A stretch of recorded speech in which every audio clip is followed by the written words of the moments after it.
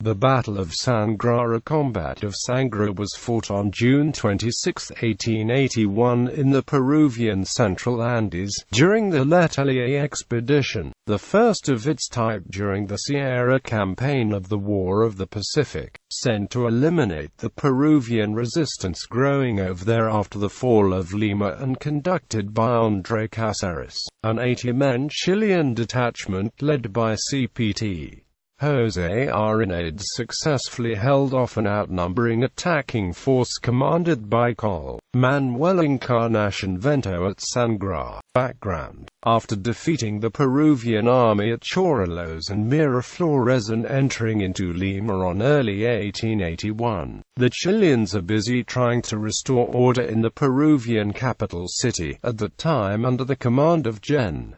Pedro Lagos. Since signing a treaty ceding territory was rejected, Chile is obliged to eliminate all resistance in order to force peace under its terms. Therefore, an expedition directed by Lt. Colonel Ambrosio Letelier is sent to the mountains in order to destroy the resistance organized by Gen. Andrés Cáceres. Preliminary moves. On April, the Letelier expedition is sent by train to Chicla, from where it's planned to move on to Cerro de Huasco and Huancayo, seeking to seize control of the Junín department. Letelier's expedition force has been scattered in small garrisons through every town across the Peruvian mountains. Taking advantage of this strategy, these garrisons are surrounded by thousands of Indian montueros which are risen against the Chilean army after suffering several abuses by Letelier's forces. It became essential to the Chileans to reorganize the troops, gather them up and withdraw as soon as possible to north in order to fall back from the mountains, avoiding a possible defeat. The chosen rendezvous point for the retreat is the mountain pass of Las Cuevas, which needs to be guarded until the division arrival to ease the crossing to Caçapalca. This pass is between the towns of Quillacanca y Quillacacha, above 3,500 over the sea level.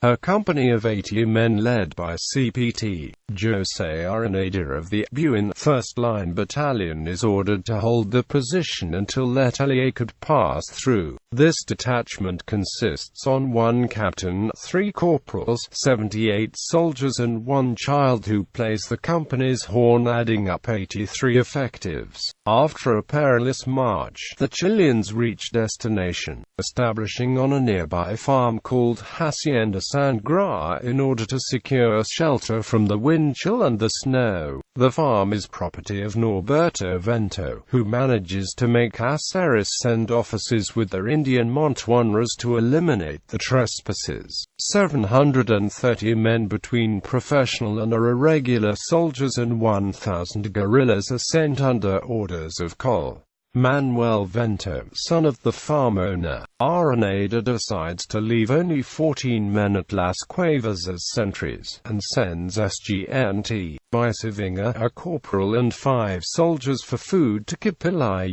and Corporal Oyas and 4 men to west as sentries. The rest are posted at Sangrar. Meanwhile, Letelier has to retreat due to extremely bad weather conditions to Arroyo, passing through Pedro Parada to Caçapalca, leaving Araneda isolated and waiting for troops that will never arrive. After many hardships, Vento's forces begin to come down from Colac's throat, encountering with Bicevinga's patrol, killing all of them after a short but fierce fight before giving any signal of the attack. However, the gunshots have been heard by the Chileans at Sangrar, allowing them to reunite and assume defensive positions. Battle. On the afternoon of June 26, the attack over the Chilean garrison begins. Araneda has already divided his men as it follows: 15 men at Las Cuevas under Sergeant Blanco, 4 officers and 50 soldiers distributed between the chapel and the farm main house.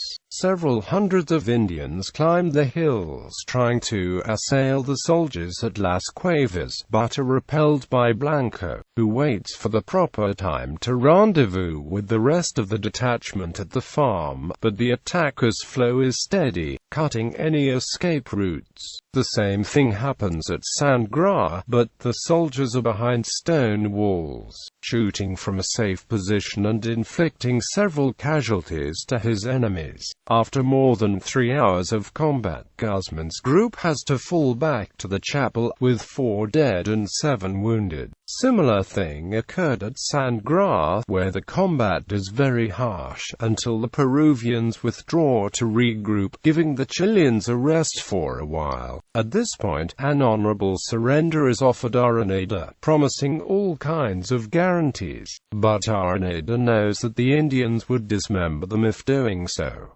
Also, they don't feel defeated, because having a good amount of ammunition. Hence, Araneda refuses the offer. The Montuanras attack again, forcing the Chileans to retreat. Since taking the position is taking so much time, Vento begins to wonder if the division will arrive in any time. His troops and Montuanras are exhausted because of the fighting and the extensive march across the mountains. They could not get anything to eat or drink because of the fighting more than expected. So, orders his troops to attack continuously, ordering to set the chapel on fire to force its defenders out. The Chileans bayonet the way out from the burning shelter, attempting to reunite with Araneda. Since being outnumbered, Guzman don't reach his objective, so deviates his soldiers to Las Cuevas to join Blanco's men. Blanco takes a horse and rides to Casapalca seeking reinforcements.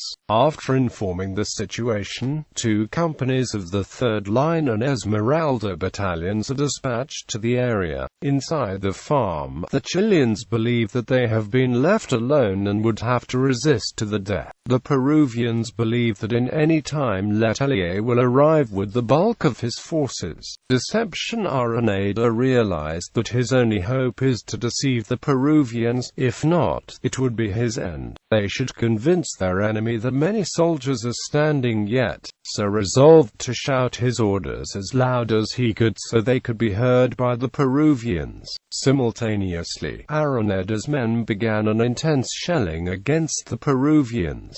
The soldiers ran to the windows to shoot from there, trying not to waste precious time. The wounded reloaded the rifles, leaving them ready for being fired. This process was repeated over and over again. Also, though in another plan to mislead Vento, Araneda writes a letter to himself, signed by Letelier, saying that the latter with his division will arrive at Sangrar that day, and throws it near to the Peruvian position, whom hopefully would believe it. Luckily for him, his plan works and the Peruvian become desperate to end this extenuating fight as soon as possible. A final attack is launched to the farm main house, but the attackers are once more repelled, counting 38 casualties. After this final attempt, Vento withdraws from the battlefield after learning about incoming Chilean reinforcements. Aftermath. Araneda manages to survive along with less than 15 soldiers but held his position, allowing a safe retreat from the mountains. Peruvian casualties are 42 according to later reports, with 4 dead and 38 wounded. After this encounter, the Chilean division abandons the Peruvian Sierra through Chicla and returns to Lima, where Patricio Lynch is in charge now of the occupation.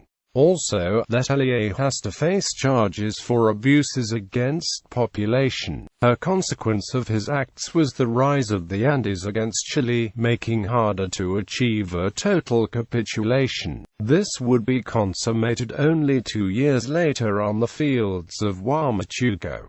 Historic divergences. For Peruvian historians, this is a Peruvian victory, killing almost the entire garrison, but letting go 1 soldier after cutting his ear. Also, in the version have only 4 dead and 38 wounded.